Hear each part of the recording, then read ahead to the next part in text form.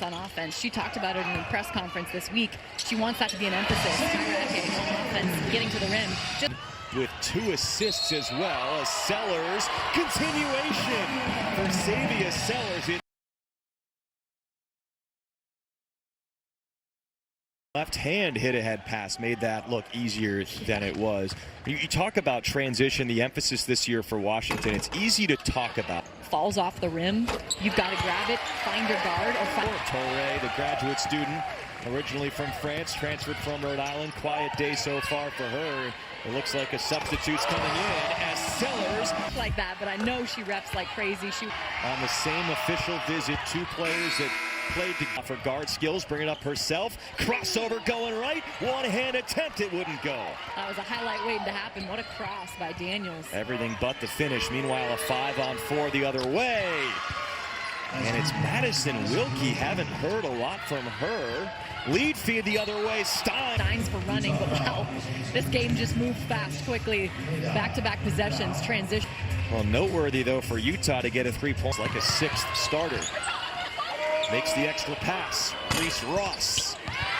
Rebound. Chris making an impact. She's been in there just as much, if not more, than Torre, it feels like. But Washington in the most recent meeting on Senior Day, as Ledeen has that go all the way around.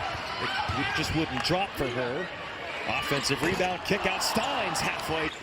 Sellers and Eke are really the only main scorers for Washington right now. Pretty quiet nights for El Ledeen. Back cut, easy 2 for find someone else to contribute a little bit besides Sellers, or just lean on Sellers. 24. Just got caught on the screen there. Did Kennedy McQueen. Xavier will make it pay. Another Utah back cut, and Jenna Johnson for 2. By the way, Sellers. Talk about spreading out the love just from a scoring perspective, a balanced perspective. Utah in this game has 5 different players with multiple buckets. Nobody has more than 10. And Sellers show. What do you have to see the rest of the way? Sellers navigates through the middle of the defense, picks up her own miss. Here's Ledeen set up for 3.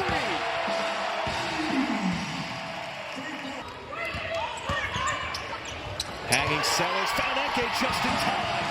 Sellers to Eke, 9-point lead, matching Peterson. It all runs through that woman right there. Come on. Well, Chris Party has 1. It's close to a second. She had nothing from beyond the arc coming into the game. So Washington, 9-point lead plus the ball. Whistle, blocking foul. Could have been very debatable. She's fouled out twice this dub lost. I mentioned it before, so it hurts. It scares her, I think, a little bit when it could go one way. Only foul trouble tonight at this moment in time. I know Daniels had 2 in the first half. But catch and shoot, Neepkins. Sellers, what a lead feed to Tegan Brown. Missed the layup. One more chance for Utah. All the way back down the other way to Crisp. And she couldn't hold on to it.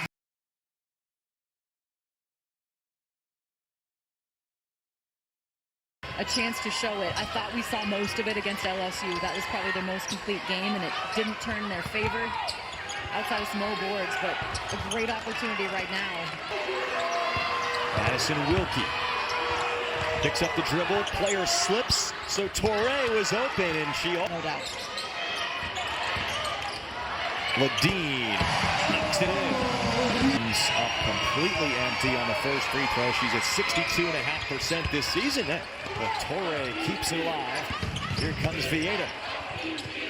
Back to Maye Torre. Colliding in. Blocking foul is called. Maybe we just kind of slide over and step in. They're going to give the favor to the player that's dropped. Let's Gilmer filter through. Eke into the shot clock. Gets a step on Torre. Nice pass on the inbounds. Reese Ross for 2, and just like that, it's a 3. End of the shot clock. Here is Sellers from way outside. One of the more difficult shots. Lower body that she can push people with ease, and I think that was just an unintentional one. Off the pin down, it's Neepkins to tie the game. Late shot clock. Steins leaning. No. Neepkins wide open. It's good. Maybe a miscommunication. More lengthy possessions in the fourth. Neepkins was sprung open at the end of the shot clock, and Sellers takes a tumble, and she was knocked down. It was the latest Ute with 3. Washington down by 3. Sellers for the tie.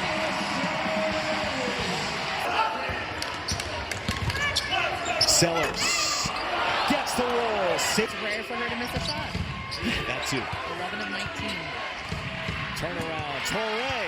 She gets that one. She's gotten some crucial rebounds. Throw rate. That is impressive from the charity stripe.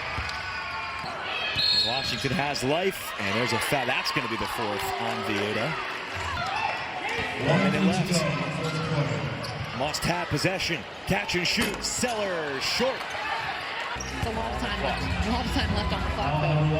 I mean, it's hard to figure out that scenario, right? And hit the threes when her team needed it, got to the bucket, and made some nice assists when her team needed it. It is enough time if you've got Sellers coming downhill and getting an easy layup. It's a great bounce pass. Sellers right downhill. Take a couple of seconds off the clock. And Tina Langley's out of time. It's been for years, dating back to the Brad Stevens head coaching era, and gets a lot of her concepts from the NBA. And Sellers certainly one of them. And with this free throw, she's up to 30 points. And this is scoring them 3 for 2. And UW is one of their last 11. Eke. Hands off. Ledeen.